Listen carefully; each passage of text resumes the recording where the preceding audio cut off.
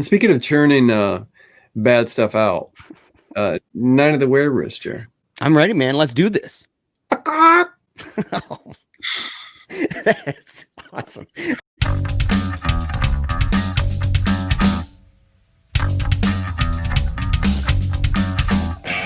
Welcome. You're listening to Paleo Cheeze Podcast, Episode 10, Part 2, Night of the Wererooster. All right, so Night of the Wererooster. Talk about a train wreck, bro. It's an indie B movie about a group of people who travel out to an understatement. Yeah, you're being generous. About a group of people who travel out to a remote wooded area in order to have a guide lead them to the woods where their loved ones have disappeared. Once out there, they find out their loved ones have been killed by a lycanthrope rooster. It's directed by David Radford, written by David Radford, and starring Lance Blaylock, Carly Hiwa, and a bunch of other people that I don't think any of us ever heard of before. You go to their IMDb, and they're in a lot of the same films together. Yeah, this is his first full-length feature film. In fairness, in fairness to him, it's his first film. I tried finding some shorts, man. I found one. I found one of his shorts, but yeah, it's his first. It actually won an award. I don't know how prestigious this this film festival is, but they won Best Feature at the Mad Monster Party Film Festival in 2016. They were high. they were high and drunk, dude, for days. A lot of ether. We don't know what they were up against, you know. But this is our second venture into, as Paleo Cheeze, Paleo Cheeze 2.0. Yeah, doing a B movie. First one was Killer Sofa, and we thoroughly enjoyed it. It was impressive for what it was. This is more akin to what we thought maybe we were getting into. In a nutshell, Night of the Wererooster. And I don't want to be cruel to the filmmakers and to the actors and stuff like that, because I know that effort was put into this, and I know that this movie was not supposed to. I know that when they made this movie, they knew this is going to suck. Yeah. Or, you know, but it's supposed to suck, and people who like that kind of stuff are going to dig this. But I do have to say, it has some of the worst acting, editing, and dialogue I've ever seen in a movie. And soundtrack. And soundtrack. Yes. The audio is. On their defense, that music is just not my kind of thing. The bluegrass and the country type stuff. I mean, we just got done talking about what I feel about bluegrass and country. So that was the soundtrack pretty much for the most part. And so somebody likes that kind of music, they might like the soundtrack. Yeah, they might. You know, if they like it, they'll be like, "Hey, man, I thought the soundtrack was mega dope." You know, I thought when I watched it, it was saying on the IMDb score that out of 5, it was like a 4 something, bro. Well, that's because it only has like 4 reviews. No, dude, it had a decent number. Like, that's what I was just thinking about this, and I'm like, I'm telling you, man, I think we're going to be up Craps Creek with some people. They're going to be like, dude, bro, this was the best movie. Okay. It is a 4.3. Out of 5 or out of 20? That's a good out of 20. That's a good question. Is it out of 10? Is it out of 10? It's got to be. Let me see. I'm going to see if I can rate. Okay. Yeah. All right. It's 10. All right.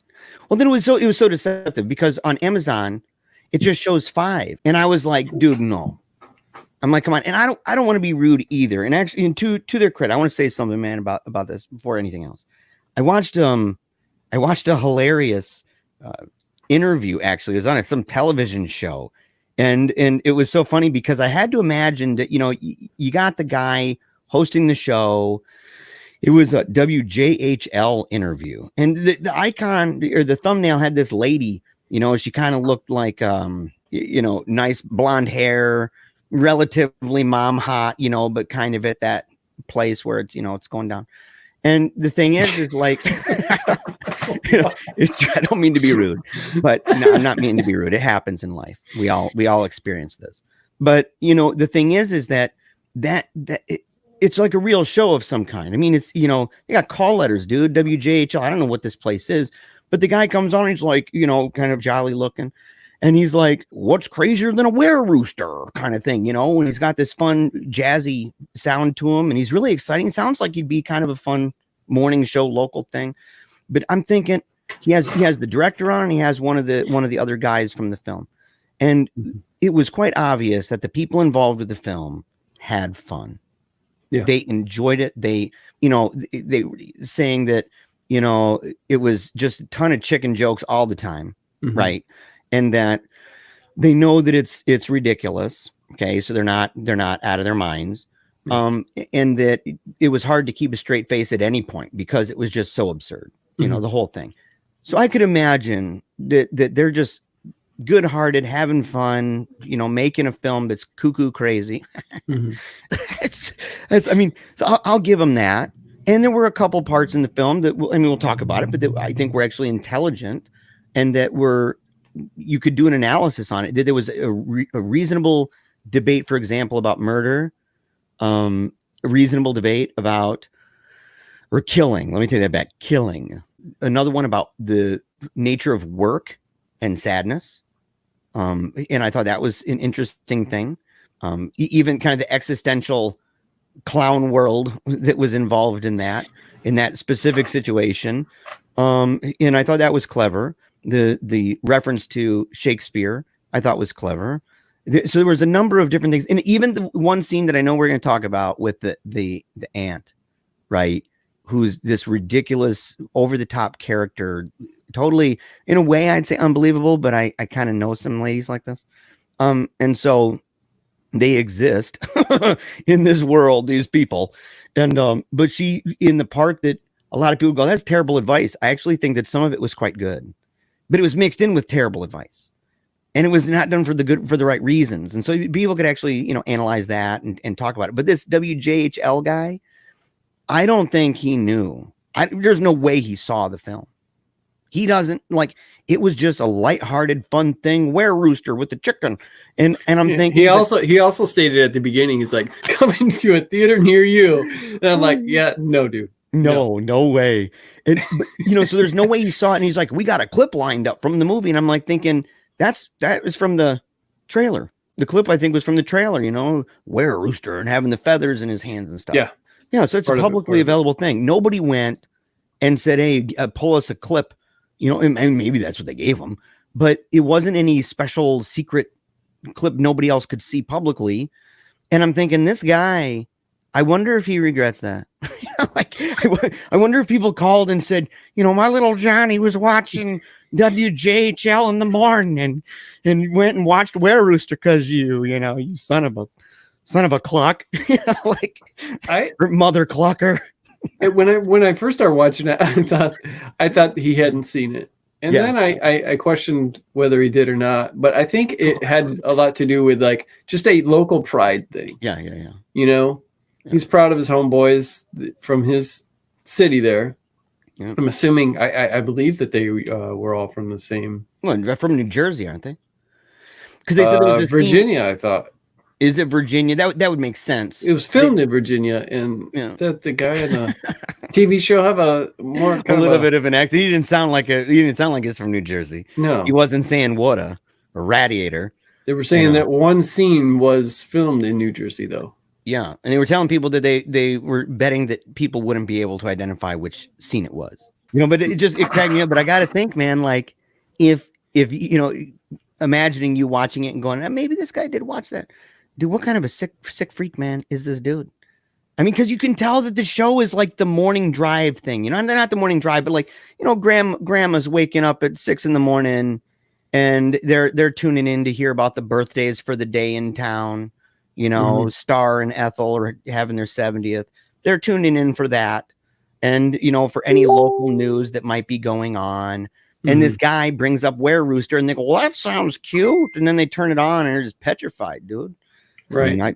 I can just imagine. It's like that movie UHF where the media tycoon doesn't realize that he's being recorded and he's talking about the terrible peons of the people who watch. And there's the old lady who's like, you know, a partisan viewer. She's watching all the time. She loves that station and she's watching just aghast. Oh my gosh, kind of thing. And I can just imagine that there are a lot of grannies, dude, in that town that are all over Jolly Rogers on that WJHL, because there's no way that they were happy about that. Well, it could have been like a even like a, well, it did have like a handle or what I was going to say. Yeah, it could have been like a Access Vision type thing. It did give that feel, didn't it? A little, low budget. Yeah, low budget. You know. Yeah. In fairness, if I watched that show and I was a yokel local, I would be actually probably into it. I would wake up in the morning with some Raisin Bran, 2 scoops, and watching that guy. You know, maybe even because he slides in those ridiculous, perverted movies, you know, that fly under the radar because of the name. Yeah, the guy maybe didn't have any idea. I remember there's a story about Black Flag. I think in like 1977, they got into an outdoor show because they told the people who were putting on the show that they did cover songs. I think they told them they did like Chuck Berry and stuff like that.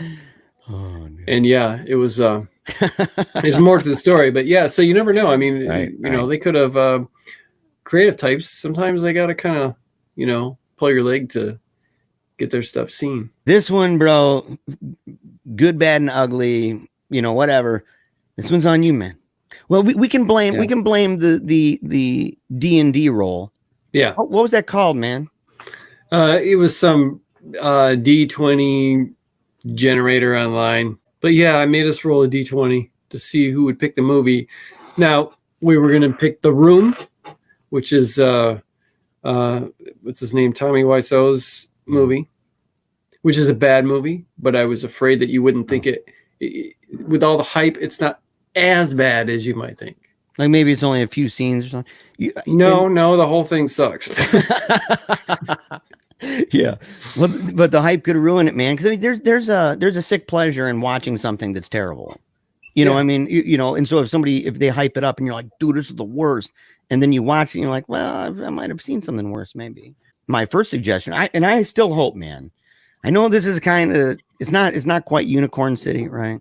Because that was my pick, but like Waiting for Guffman, dude. I'm a believer in that film. To do that. Yeah, it was my initial thought, and so we went from, you know, maybe Waiting for Guffman, maybe to deciding between Wererooster and The Room, because Waiting for Guffman is actually good. Like, yeah. at least I think it is, right? And so it's not in the same world as what we're talking about, what we were aiming for with this. Because we got some ideas up our sleeves, dude, for different things that we're gonna do, even kind of special, you know, comparisons and things like this. We're gonna have a lot of fun, but we like doing these terrible movies too. Yes. My thoughts on the first 10 minutes. Mm-hmm. When I put in the movie, you know, it had like this kind of like prologue, you know, with the chick that's standing out that's been hired to stand out basically as bait while this old man tries to snipe the Wererooster. We don't know this yet, but they're communicating through like an earpiece or something, aren't they? Yeah. And he's like telling her, say the line while he's way off on this cliff or something. And so she's like, oh no, I'm lost. And it wasn't, I was like, okay, fine. This is exactly what I thought it was going to be. But it wasn't until after that little prologue thing where the people gathered on the boat, and then you've got all of these characters that you know you're going to be watching for the next hour, almost hour and a half. Yeah. With their dialogue and the ridiculous jokes. And I just thought, I don't know if I can do this. And I almost, you know, because it was one that I kind of picked, and that I did pick, and I almost stopped it and called you and was like, dude, no, we'll do something else. But the movie does get better. Yeah.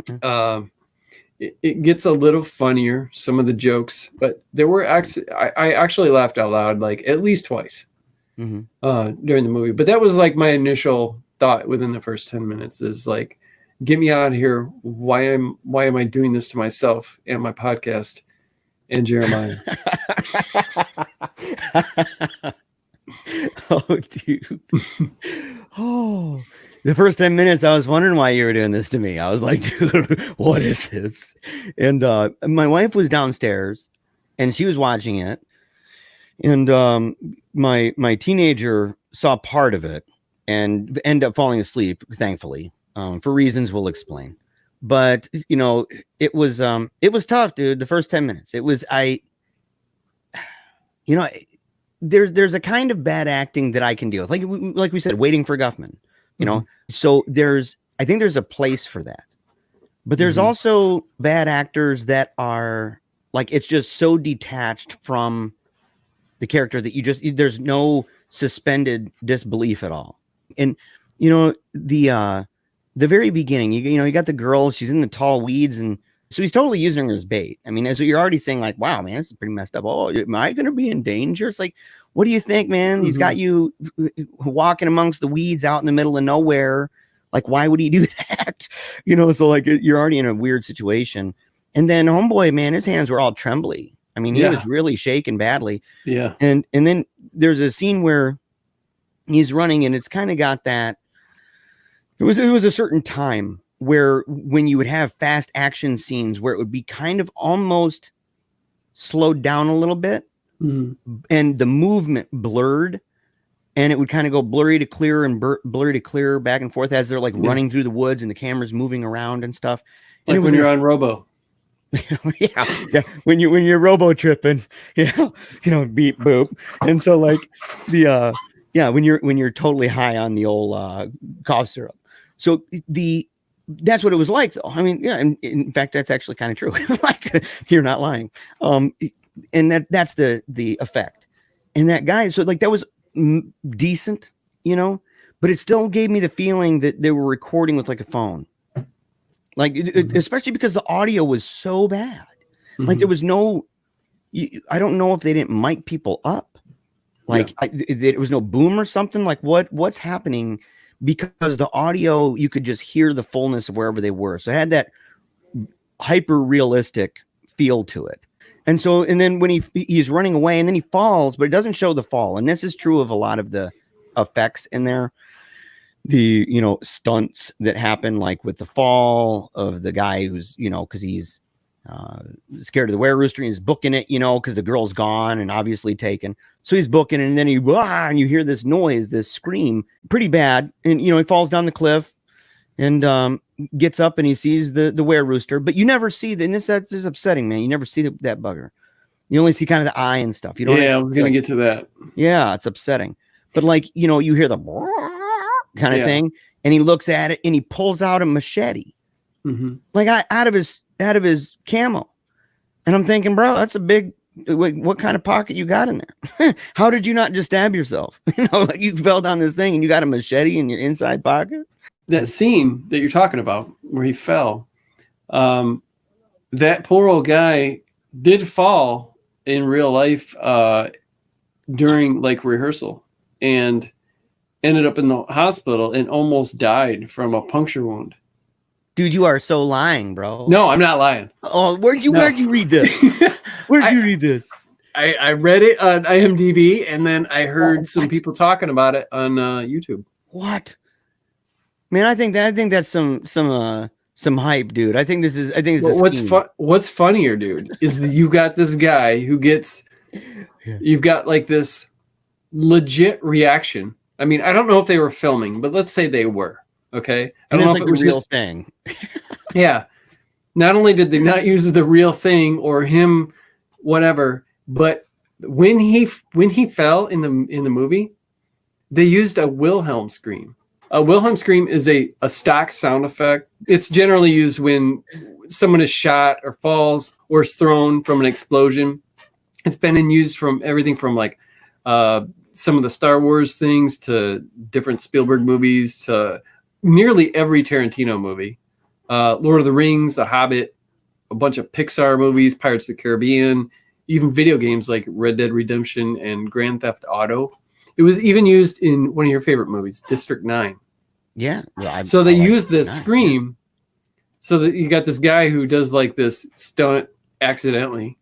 And so not only did the raw scream, and they don't use and not only that, but they don't even use him screaming. They use the Wilhelm scream, and that's probably just maybe like an Easter egg or kind of like a inside joke to them, But I thought that was super interesting. Yeah, and you don't want to get flack. I mean, look at what Tarantino's going through right now. Because of the Kill Bill scene, where she's in the car, right? Driving and it apparently lost control, right? Ended up hurting herself for real in real life. Oh, really? Oh, yeah. And it was a lot of flack, kind of the way that he reacted to it and things like that. And so, so they're like, look, we're trying to avoid that. We don't want to have a real scream, but I didn't know that, and so, hey, mad props to that actor, dude. I'm sorry for busting his chops. Maybe that's why he was so shaky, dude. He's still in therapy because he fell. I don't know. Well, as soon as he was done with his treatment and got out of the hospital and everything, he apparently he went back and that's when he dropped that memorable line where he goes, "Cock-a-doodle doo, you son of a." Yeah. Yeah. And then end of him. But right from the beginning, dude, the first 10 minutes. No, man, no. No. Lou. There's a character, right, named Lou, and I think that if they would have toned down certain things, like it's salvageable. Boobs. Yeah, exactly, dude. Yeah. Yes, breasts. The guy trying really hard to play off like he's not overcompensate. gay. Yeah. Way too much, dude. I mean, it was like ridiculous. But Lou, the character for Lou, I feel badly because. For one, she gets off so quickly, which is weird that they had any character development with her at all because she just gets totally jacked. Yeah, I was thinking that too. Yeah. What's the point of this? The back. I'm glad they did, because yes. It was kind of a fascinating thing. But Lou's this girl who right from the beginning, everything is about her breasts. Boobs. Yeah. Everything. And, and there's this very unnatural conversation, like what your name is Lou. And she's like, yeah, what do you want to make of it? You think I can't be called Lou because I got breasts kind of thing? It remind me of that Cash Me Outside girl. What's that? Yeah, you probably don't even want to know. It's just some really arrogant teenager that was on Dr. Phil. I've seen some crazy Dr. Phils from the PewDiePie reviews of but it's gotten popular to the point where it's ridiculous. I mean, she's just a snotty, arrogant girl who, because of how obnoxious she was on the show toward the audience, toward her mother, now they turn her into a musician and she's got all kinds of money and she's really, really entitled. Well, it kind of reminded me of Very Family young. Guy, the episode where there's the dude at the golf course he pops up out of the manholes and stuff. And he's like, this is my name. What, you want to fight about it? Yeah, the whole beginning, right up until probably her death. Then the movie picked up a little bit, Then the stuff that was actually supposed to be funny kind of got funny. And even that kid that was in the closet, he did that so much that at first it was annoying. And then somehow it became a little charming for me. He's like, am I right? Yeah. So he's trying to play it off, and it's quite obvious to everybody. Everybody knows. And he does the one where he's like, yeah, don't ask, really? Don't tell. Am I right? Kind of thing. My Gaydar didn't go off at all. Right. It did. I'm not even joking. What? I just thought he was an awkward dude. Oh, dude, no, man. I was more. I was less. I knew he was gay, from the beginning, but I was surprised that the way that they did that. And I was like, yeah, I can imagine some people not being too happy about that. I do question whether some of the stuff was intentionally supposed to be funny or not at all. Like there's a scene when they're like, all right, let's, we're going to do this with this guide and we're going to get on the boat. And there's like this little montage of them forming a train to get all of their stuff on the boat, which is nothing more than like 3 backpacks. And they have a literal train where they're team working to get these 3 backpacks onto the boat. And then once they get out there, that chick Lou, it shows her underwater, like she's drowning, And when the dude goes to grab her, she's in like knee-high water. 4 inches of, Yeah. I don't even know if it was that. Not even deep. knee-high. Yeah. Yeah. She's in like 6 inches of water, 4 inches or something. Zero current. I mean, there was current like down there, but where she was, no current. And I didn't know if that was like, if that was, we were supposed to laugh here, or if they were just like, just because it's so low budget, they're like, nobody couldn't go out to the deeper part of the river. Yeah. They're like, don't risk it, lady. Yeah, They didn't even show her fall. No. It just, it's like, I'm just like, where's Lou? Yeah. Like it doesn't show her like fall or slip or anything. It's just, and next scene, she's just underwater. And then when she comes up, it doesn't even show her come up. It's just an immediate cut shot to her basically sitting down in the water and a guy acting like he's like pulling her in from the deeper part of the river. Another one that I don't think was on purpose because it was so subtle and hard to, and easy to miss, was that the assault rifle that the buff dude, I can't remember his name, Buddy, that he was carrying. Dude, it had the orange thing on the end of the inside of the barrel. I didn't even see that. Yeah, it was a toy. And they didn't, because he was like not being safe with that thing at all. He's just like, he's just facing it toward the ladies, walking around, talking, all exasperated, saying everybody's crazy, which is true. Yeah. If anybody wants to like watch the movie, I made note of that particular scene where I noticed that it's at the 26:44 mark. And then you can see it again later in the movie. But I laughed. And I don't think it was intentional. Like I said, it was too easy to miss. There was at least one character that I kind of liked, at least. And I felt like, I kind of reminded me of a buddy of ours a little bit, but Colonel Sanders, dude, Colonel Ralph Sanders. And it, because he's supposedly this, tycoon, he's this wealthy guy, made his millions in trading and stuff. Mm-hmm. And now he's a hunter. And you get the impression that he knows more about what's happening than what he's letting off. Yeah. But I thought it was funny that he actually mentions Sundog Outfitters in Damascus, Virginia. I was like, it's such a specific reference. I'll put some pictures in the video of this place, man. It's this small place, but it's a real location. And he's like, I get all my equipment from there. And he pretends to smoke. Yeah, he does. He's just chawing on that, the nub of a cigar. But there are dudes who do that, man. Yeah, there are. Yeah. I don't know. I felt like he was a better actor than some of the rest of them. I agree with you. And I don't know if it was because he had so much facial hair. It was kind of, I feel like almost that kind of helped him too. Just his character. The style. Yeah. And his story was pretty funny. There's this scene where, they find out that Lou is dead, right? Lou dies pretty quickly. Well, we'll let that cat out of the bag. So Lou dies. And he's, he touches the chicken crap and he's like, he's sitting there. And he's like, oh, it's really acidic and stuff. And they figure out that it's Lou. Cause at first they were like, well, how do you know? And you're like, well, those things. And it was fun. That was actually mildly funny because it was breast implants. And she had her middle finger up. And she had her middle, finger up, but it's like, there's a scene where they're sitting down at the camp and they're like, well, hey man, we're kind of sitting ducks here. What's up? Why don't we go try to get this Wererooster? And he's like, cause we're being watched. And he pulls out this knife, right? And he's like, you see this? And it's this knife and everybody's looking at him. He said, I got this knife from an Aboriginal shaman in Australia on a walkabout looking for the rainbow serpent. It glows blue when something supernatural is nearby. You can bet it's a Wererooster. And then he goes through and he knows like all this stuff. Apparently he hunts werewolves.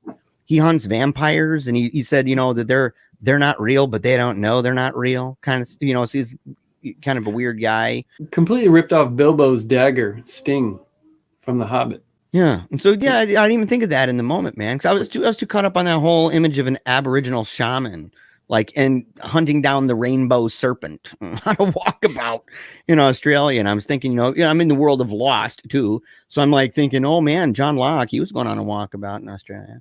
And so I'm like, maybe he knew Locke, but, and he was a hunter. He also hunts chupacabras, right? So he's like really into this stuff.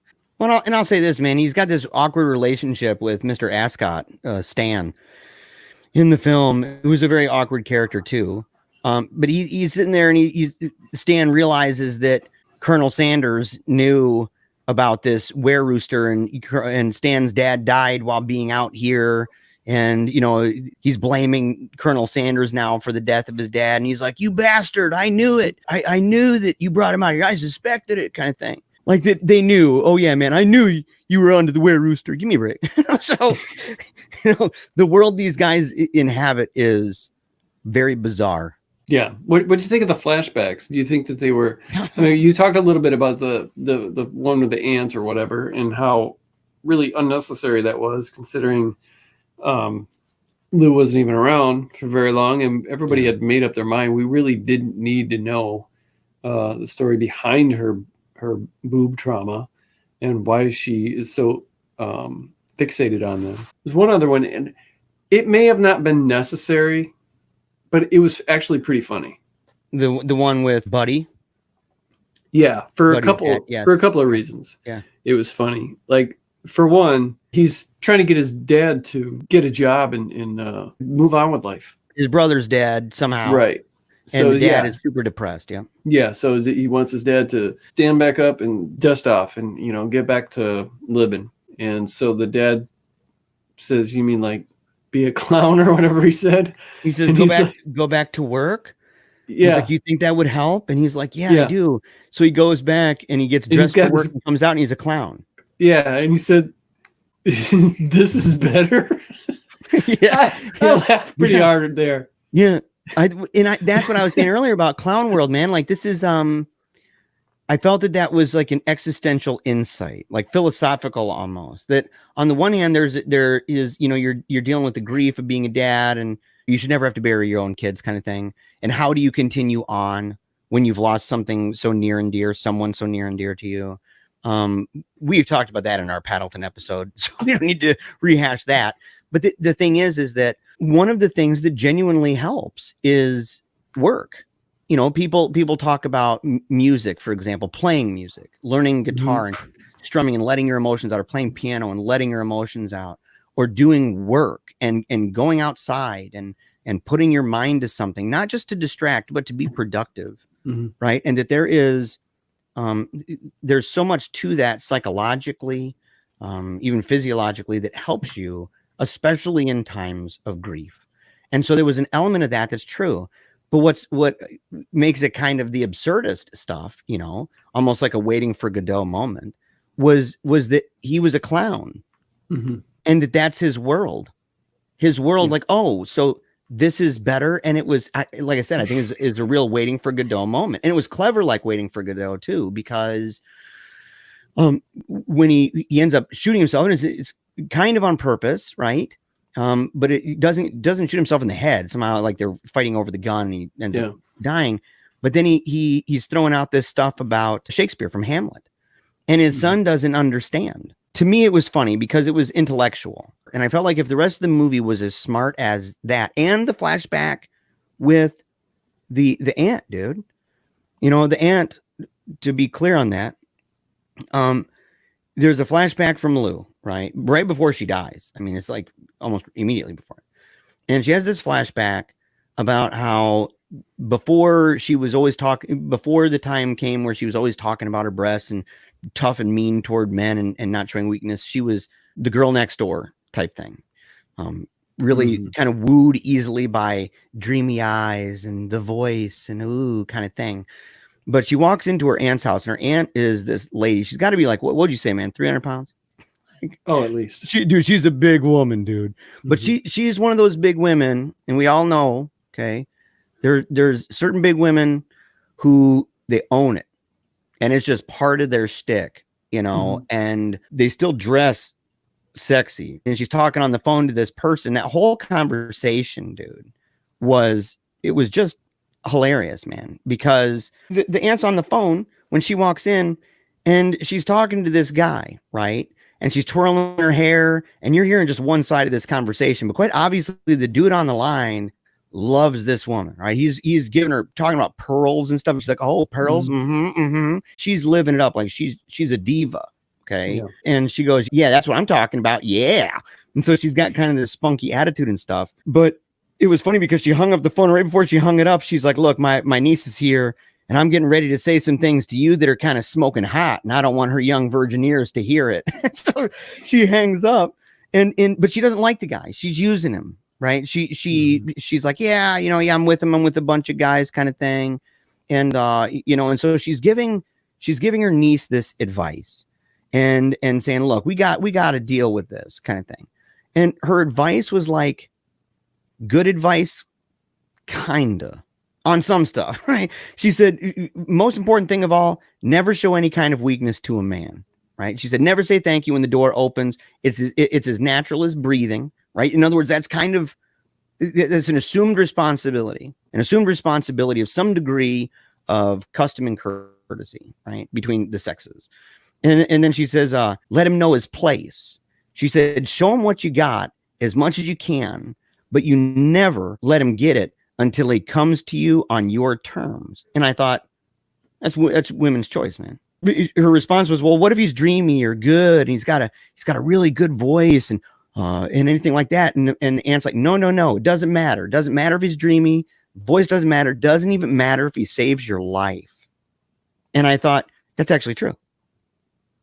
I mean, just because the guy saves your life doesn't mean that you should procreate with him, right? And so on the one hand, I think that some of her advice was good, but some of the reasons, it was all selfish for her, though. I mean, it was all about pearls and traveling the world, and she's been with a bunch of dudes. But because she was just given that advice and then spruced up and kind of told to accentuate her chest more and really play that up, that advice ended up making her character insufferable. Yeah, she body shamed her first, like at the end of her. It's like, yeah, oh yeah, you need to fix this. You need to fix this. We'll get this fixed up. Like, you're not good enough. Right, you are right now. You're not good enough. Right. Back to the one flashback with the clown dad dying. I also laughed because the son didn't understand that he was reciting Shakespeare. Yeah. And he's like, and he called him a moron, and his dad's dying. Yeah. Clearly dying. He's going to die. And the son takes the time. He's like, I'm not a moron. You are. And he's like crying, and he's so upset. He's more upset by the fact that his dad just called him a moron than he is that his dad is dying. But as soon as that dude came out of the flashback, I thought it was funny that the colonel said, hey, did you have a flashback? Yeah. It was kind of like, in a sense, kind of breaking the fourth wall. I could have done without the bartender character. Yeah. But I understand that he was like a red herring, I think we were supposed to believe that there's your Wererooster right there. He's never around, and then he only shows up when people die. He's off back in the woods again or wherever. So I thought that, yeah, he was supposed to be some kind of red herring. Yeah, I could have done without. There's so much in the movie, honestly, that I could have done without. But it was for real. And then there's some wangs in this movie that I could have done without. There was it was Dong Country. It was not cool. It was some scenes that, in fact, I was kind of bummed out because I looked it up, man, and I know this is crude, okay, and this is a straight up warning. This is not a movie to have your kids be like, oh, Wererooster. If your kid gets on Prime and says Wererooster looks funny, do not. Okay, you will regret it. It's so strange because for a couple of reasons. Number one, there's no nudity in the movie. Okay, there's a bare back. Yeah. Well, yeah, but you don't see any sex organs, and. Huh? Yeah. Okay. Yeah, I mean, okay. What I'm trying to say is, we normally we'll see. I mean, there's like either plenty of boobs in a movie like this, plenty, and sometimes full frontal nudity. From the female. What you very rarely see is a penis in a rated R film. I mean, there's tons of them out there, but it's a rarity that you actually see that. So there was all kinds of opportunity to, not to say that I wanted to see any of the TNA in there, Right. But for this kind of movie and for having the two girls in there and then whatever they wanted to do in flashbacks, there was plenty of opportunity to show breasts or more. But instead of like the only nudity they do show is severed penises. And so, Yeah. and the fact that Lorena Bobbitt, Wererooster. Yeah. And I also found it weird that, so you've got that kind of like backwards, and then it wasn't really a gory movie. So the only, I've seen severed penises in movies like Street Trash and stuff, but they're You say it so flippantly, dude. Like he's like, yeah, I mean, it's severed wieners, you know. I mean, yeah. I've never seen a movie. Really? It's another one of those unpopular opinions, I guess, or But it's one of those weird. embarrassing admissions. What I'm trying to say is like both the okay, no nudity, right? Yeah. But then you get the worst of the nudity. Yeah. You know what I'm saying? Like, not very gory movie, but then you get the worst of it, you know? So it's like, it was weird. It was weird that those severed penises were even in this movie at all. You know, I was trying to think, man, like, because I knew this would come up. In fact, I was insistent. I'm like, I always check parental stuff on IMDb. You said there's no nudity in it. And I was like, oh, there's a back of a girl, and you're like, yeah, but no nudity. You said, but there are severed dongs. And I thought, I'm like, what? So I went online and I mean, this is terrible to admit this, but I mean, this is what we do, man. This is we watch this kind of stuff, so you really don't have to. But the thing is, I looked it up. I was like, is there any? But you looked at, to clarify, you were probably looking it up to see if it would be okay to watch with your kids. And at what point? And if that's the only thing, if that was the only thing, then if it gave a timestamp, I would flip over that timestamp and keep going. I would just say, when it gets to that part, scooch over it. You're a manual. What is it? I don't know if I forget what it's called. Where it's like, it's not Angel Fire. I forget what it's called. Anyway, it cleans up your movies, right? And so I know there's services that do that. I've never tried it because I don't want to miss out on a lot of things. Anyway, so I do that sometimes. If I know that the movie is otherwise a good movie, like Phantasm, dude. Phantasm is a movie that I would be completely down with my sons watching, but I have to skip over 2 different parts. And that's it. And I think it's good that we, talk about that kind of stuff. But so I was looking for it, dude. So I'm trying to like fast forward to see, what the scenes are and stuff. And I'm not entirely sure what I'm looking for. I mean, I know what I'm looking for, but I don't know the context of the frame, So I'm kind of scooching through and fast forwarding, and I'm reaching out to you, man, but you normally go to bed at like 8:30 at night, I was in bed and I'm laying there watching Twin Peaks, actually. Yeah. I'm laying there and I'm in bed, and I'm using my iPad, and I see this message says, "Hey, where are the penises at? Do you know whereabouts they're at?" And I'm like, I'm thinking, dude, I'm like, I was like drifting off. Yeah. And I was like, and I was even asking for like the context of the scene. You know what I mean? Like anything to help me. Yeah. And so, but it wasn't there. And then, but you were like, well, the first one's kind of hard to tell. Yeah. And you said the second time, no, it's like super duper obvious. And yes, because it flings it on somebody, you know what I mean? He's like, whoa, so then throws it and it kind of hits the guy, right in the face. Kind of a crazy situation, but that was the thing. You know what I mean? Like I could have done without that. Obviously, I think the world could. But other than that, well, no, I'm trying to give it the benefit of the doubt. I'm trying to give it more credit, man, and not be so critical. But because there were so many references to breasts, and because there were so many references to innuendo, and just it was so much of it throughout the whole thing that I can't, in good conscience, say that this is a movie you can just skip over. I mean, you would miss like 40% of the movie. Yeah, it's not a kid's movie. I mean, it does look innocent and tame, but then it comes at you and surprises you with some stuff, like particularly, the penis parts, and then the part where that guy comes out of the closet and makes his declaration is a little probably not something you want your kids to hear. Yeah. But then he ends up the insinuation is that he liked the girl, or at least he was down with what he saw. No, I'm talking about when he said, we'll leave it. When he's like, it was like wordplay because he was referring to the rooster. Cock-a-doodle-doo kind of talk. Yeah. He's like, I love this. Yeah. And does the cross-eyed, almost like the simp queen. I forget her name, but she kind of looks like an anime chick, and she kind of cross eyes and sticks out her tongue all goofy. That's kind of the face he made. The whole thing. But because of those, not for kids. Not for kids, dude. Not even close. And so maybe not even for most adults. It's just probably, but for other reasons. You know what I mean? Like, it's just not.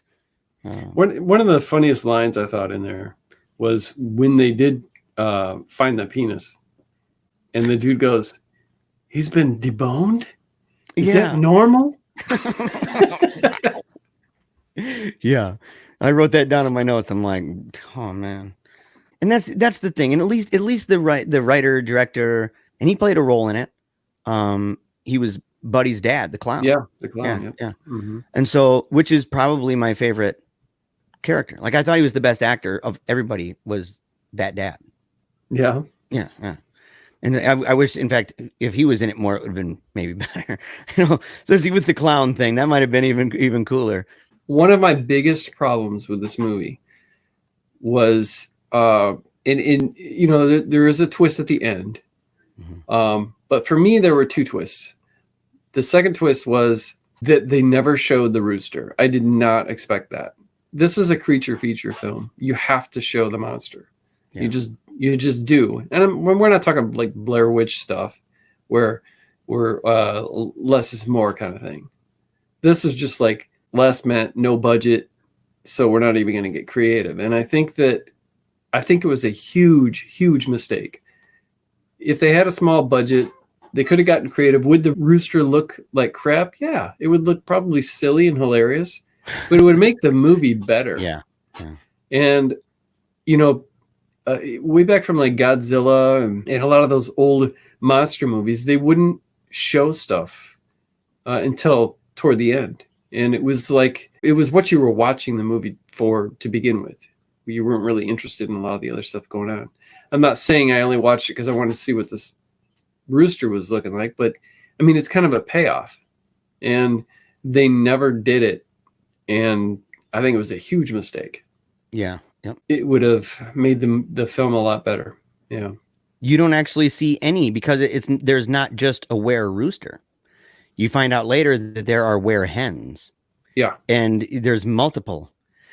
And it has kind of a crazy twist at the end and all of this. And I won't even say what it is, but in case there might be somebody who wants to actually endure it, but it bummed me out too. Like, I would have figured that even the hens, like there'd be some kind of a transformative moment, because there's a scene toward the end where they're circling one of the people, and they're circling him, and it's this ceremony type thing, like they're gonna be his hens, right? And he's gonna be their rooster, right? Mm-hmm. And he gets to be with all of them too. So it's supposed to be like the payoff for this is, you're going to be a wererooster. However, you're going to be, with all of us, and don't we look great? And they all come out kind of wearing these Greco-Roman toga looking things. Bed sheets.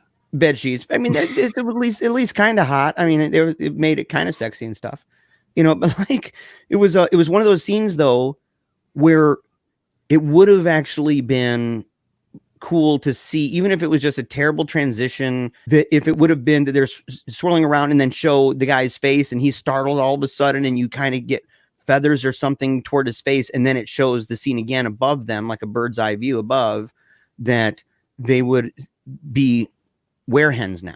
Mm-hmm. That would have made it better. But they just remained as the ladies. Yeah. And that was it, you know. And so at the end, though, dude, it's kind of, I felt like with you, like when you said that it started getting better. Yes, actually, it started toning down on the sex jokes. It toned down on the whole, you know, all the, you know, I'm not gay jokes. And it was finally like the story, you know, and I felt that when that happened, and it really, in my opinion, it happened kind of around the time, like you said, when Lou died and Buddy and Colonel Sanders, they're going out and they get into this debate. And I said, this was a smart debate, actually, talking about the ethics of killing and whether or not, you know, one was saying, hey, look, you know, Colonel Sanders, having hunted down Chupacabra and stuff, he's like, look, you know, these things, it's the baser desires, you know, like this is animalistic. This isn't a rational creature. Okay. Whereas Buddy was hesitant. He didn't want to kill. And that's when he had the flashback about his dad and stuff. And which is a funny scene. And so that was actually like kind of the best. Like you had that real quickly in a row. You have the scene with the aunt talking about sexual ethics and the gender and sex wars and stuff like that, you know, and wooing men and all of this kind of stuff. And then you have Lou die, which is a little bit of comic relief, in fact. And then you have this argument over the ethics of killing and whether or not, you know, but what if the rooster can reason, well, you know, it's just a crazy animal, it's violent, we need to kill it, kind of thing. But it was a philosophical debate. I mean, it was actually kind of a contemporary thing that people do in law all the time. And so it was smart. And then you have the flashback to the dad clowning around, right, and shooting himself and citing Hamlet and stuff. So you had a series of events that took place that if the rest of the movie was like that, I would actually have rated it highly, even though the acting was bad. And if they showed the Wererooster, like I would have, my idea of whether or not this film was worthwhile or how good or bad it was, it would be dramatically changed because I felt that was good. But then it kind of fell right back into the what it was like before, you know. And then there was a time at the end. This last thing I'll say, man, it was the ending. It was interesting because it turned into this kind of Lost scenario. Like it's got this mountain and there's this corn maze, and there's even a corn maze inside of a barn, which is a little bit bizarre. And there's a twist as to who the Wererooster is, you know, but the new Wererooster, when he's escaping and stuff like that, and he's going through this area and he's got kind of his shirt's all torn up and stuff, revealing his the fact that he's doing that Vladimir Putin fitness program because he kind of has the same body shape as old Vlad, and so, you know, like riding on a horse or something, or polar bear, and you know, he ends up leaving town, but it makes it look almost like the show Lost, you know, and it gave that feel to me of this. But then he shows up on the other side of the cornfield and stuff, and there's a road, and it's kind of a goofy interaction with the guy in a car because he's wanting to get out of there, and the dude in the car is like, you know, hey, what are you trying to do? And he's like, oh, we need to go to a place up the road. And he goes, well, there's a city up the street, and he pulls out a machete. And he goes, is this going to cause a problem? Right, with the machete, and the guy pulls out this gun, this pistol, and it's all like old school Western looking. He's like, not if this does it. And I thought that was kind of a funny moment. And then as they're driving, it was funny because it was a kind of play on a sentence that they had about bears, and it was kind of clever the way that ended. But then the end being that the man who's escaping, right, who's got the curse now, he looks at the camera. And he says the final sentence of the film. And I thought, I didn't like that. I mean, I guess there's a place for that. There's some, you know, kind of, that's that fourth wall thing, you know, where you're talking, and then all of a sudden they look at the camera. Yeah, he said something like, well, there's something out there. And he goes, and then he slowly looks at the camera and goes, yeah, there's something. Yeah. Like that, you know, and that's the end. And then there was a song that comes in, you know, standing in the darkness because there ain't no light in here. It's a theme song that I could have done without. And so, you know, it's like, I don't know. I don't know, when it was all said and done, man, you know, I normally say, dude, I at least I did this and made it through with you. And Chad, I just don't know if it works this time. I mean, this is at least therapeutic, you know, doing the show and talking about it. And we're serious when we say we're not trying to be mean to people. Yeah. Like, I would probably have fun talking to some of the actors and actresses in this, the writer. He's done other things. In fact, he's got a short film that's like Last Laugh, and it's got the clown character and stuff. Even the barn where the werehens, it looks like it's the same barn that they used for the short film. And so, you know, I can imagine them being fun people, and that being on the set would have been fun, kind of a thing. Yeah, but, and I'm not saying I would do any better than anybody there. You're pretty good. I think you do okay, Chad. You are. We've made some fantastic films. People should go and watch those. They're really great classics. But yeah, and let me clarify about the not seeing the Wererooster. I don't necessarily mean like showing the entire body, but even if they just had built a head and showed like pecking someone to death or some crap like that, or even just a foot like crushing someone or whatever, something to give us, you know. If they built a big giant Wererooster, yeah, that might be going overboard. It would be like the mom on the roof at the end of Dead Alive with her giant butt and giant breasts. You know, it was super hokey, but yeah, I would have even liked it, even if the legs were like Big Bird, dude. Yeah, like if it was just real hokey, like that might even make it funnier, you know. Like, yeah, I'm with you on that. Yeah, make them out of paper mache, you know. So, dude, you know, you saw this first. You know, this was really your idea. This was you. So, what do you rate this thing, man? Like, what do you think? What do you think this deserves on a scale of 0 being well, we've never done a 0. I mean, something's at least going to get a 1, which is hot trash, or 5 being that this is mega dope and everybody's got to go see it. Yeah. Well, I did laugh out loud a few times, and I actually thought some of the filming locations were cool. You know, some of the scenery of the mountains, the marina, I thought was neat. But I honestly, I feel like there could have been more gore to somehow redeem it a little bit, maybe. I mean, if you're going to have bad acting with that many silly jokes and poor effects, you may as well go over the top of the gore, like Trauma, like Toxic Avenger and Subject Kabuki Man and all that stuff. And I couldn't help but think of what would Trauma do with this movie. They probably would have really went over the top and had a lot more fun in it. With it. You know, the concept is right in their wheelhouse. But I feel like for what it was that they were trying to do, it wasn't pulled off as well as it could have been. I think it probably looked a lot better on paper. Like, you know, the idea of it, just the title alone, to me is like, oh, okay, I have to see this movie. It sounds fun. Yeah, it sounds fun. But I don't think that it was executed as well as it probably could have been. Like I said, you know, there were some cool, funny moments that I laughed at. But yeah. Overall, I gave it a 2. Yeah. I'm with you on that. I'll be a little bit more generous. I'll give it a 2.2. Well, do 2.3 because 2.2 is just a crappy number, you know. You and your like decimal stuff.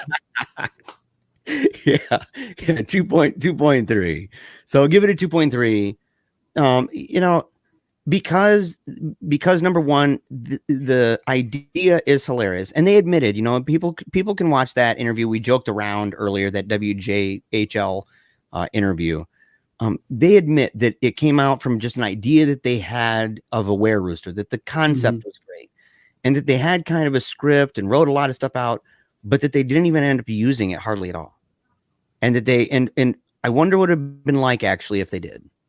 And that they would have stuck with it. Maybe it's one of those situations that it might have been a little bit better. And I think that, like I said earlier, there were certain parts of it that were funny, right? I think Colonel Sanders was a funny dude. You know, I liked him anyway. He was kind of an endearing guy a little bit. I really disliked certain characters, but I felt that even Lou, I think could have been better. Like if there was some moral to the story with her in the flashback, right? And like maybe coming to realize that she didn't have to behave that way, you know, and instead of just dying like that. And you know, I liked the clown situation with the dad. I thought that was actually brilliant. If that was just a short by itself, that flashback, and if it wasn't a flashback but just a short contained, right? That would have been a cool little flick, and ending that way, no, you're the moron kind of thing, that would have been really funny. The situation with the aunt with Lou was really good. So there was a number of things in that that I thought, and even the scene, it's almost like a Midsummer feel, man, with like the werehens going around the guy, right? That kind of thing. And it was some clever stuff in there with the conversation at the end and everything with the guy. Well, this is a problem with this pistol.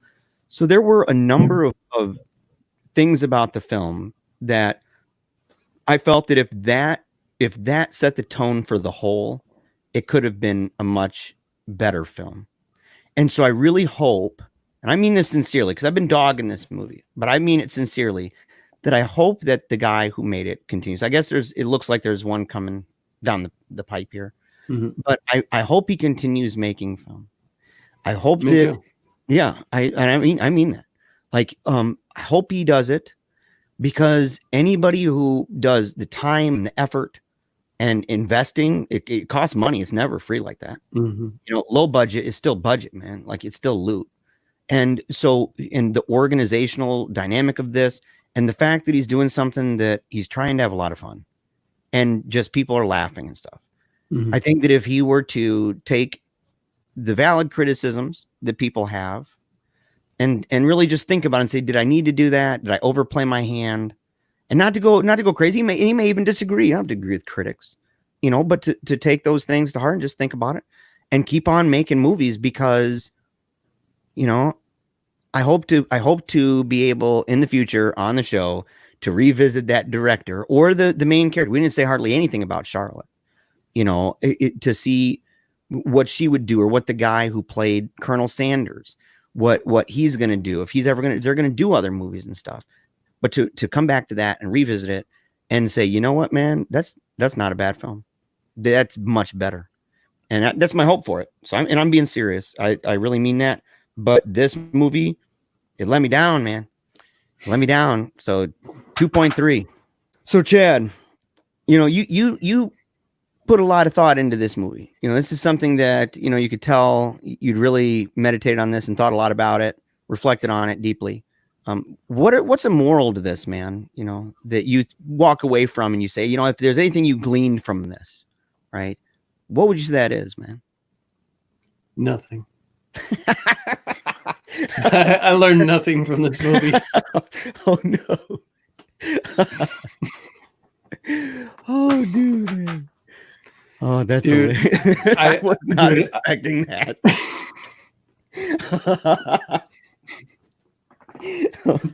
Oh, yeah. I tried. I couldn't come up with anything. That's like it, dude.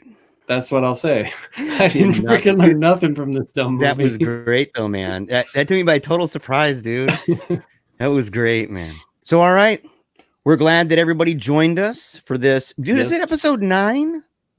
Dude, this is 10, I think. This is 10. No, this is episode... Dude, it is episode 10. Yeah. Bro, it's like a landmark, bro. Yes, exactly. Yeah, episode 10 the whole time. We could have been hyping that up, dude. And like, yeah, 10 in, baby. No, like, yeah, so 10 episodes in, man. It feels good. You know, we've gotten some really cool follows. We've done some really cool interviews already. We've got a really cool interview coming up, like mind-blowingly amazing dope sauce. Super excited. Just unbelievable. And in fact, because this is a week in advance, are we allowed to say it? But what if we did and then something happened and it's that would be the worst, bro. Because like, the man whose name rhymes with Hamsdale Yeah. Right? We'd hate Snow for it to- Hamsdale. Oh man, it's gonna be so good though, dude. Yeah, fingers crossed I'm for super this. But stoked. look, everybody, if you love this show, and we know that you do, right? Share it with your friends. We absolutely love it. And we do watch parties. Okay, so we get together, people hop in the watch party on Facebook and they join the comments section, and you can talk about it and everything and share it with your buddies, share it with your family and your friends, even your frenemies and stuff. And so, and also make sure to reach out to us on at Gmail. And you can do that at PaleoCheeze@gmail.com. Of course, we always love suggestions for book reviews. And like today, man, we went a little off the rails. We were talking music. Okay, so I mean, this is a fun thing. We can talk about music, books, TV, movies, soundtracks, all that stuff. And so make sure to send your suggestions there. And of course, you can find us on Facebook, Instagram, and Twitter at PaleoCheeze. Yeah. Yeah, I And think send us pictures of your original artwork that I stole. I'd love to see that too. Oh man. So thank you so much for watching. Make sure to check out all the different podcasts over at Project Entertainment Network. And we'll see you next time. It's been fun, Chad. Yes, it has. Thanks for joining us, everybody. Yep. Cock-a-doodle-doo.